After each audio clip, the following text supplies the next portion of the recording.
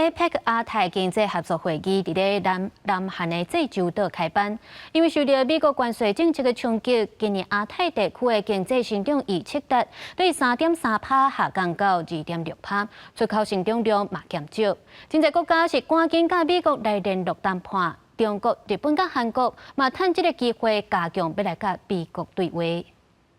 2025 APEC 亚太经合会由南韩担任主办会员，15日济州岛展开2日的贸易部长会议，同时发表区域趋势分析报告。在报告内底，将2025亚太区域经济成长率预测值为原本的3.3%下降到2.6%，明显比去年3.6%较低。受川普关税打击，亚太地区今年整体出口量只成长0.4%，比去年5.7%较低，接近零成长水准。专家分析，关税提悬加保护措施之下，大环境不利贸易进行，无确定性，个冲击企业信心。What is happening is that many companies are putting on hold investment plans.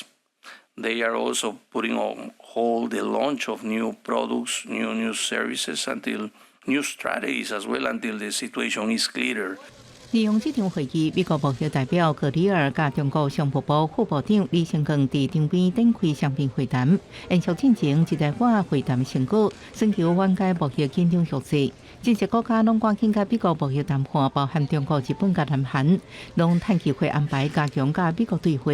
Given this challenging global trade environment, the role of APEC is more crucial than ever. Thus, today's meeting bears great importance.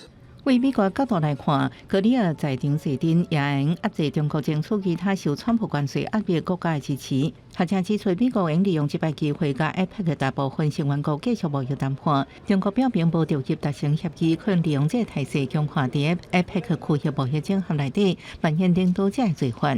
公司新闻陈慧珍报道。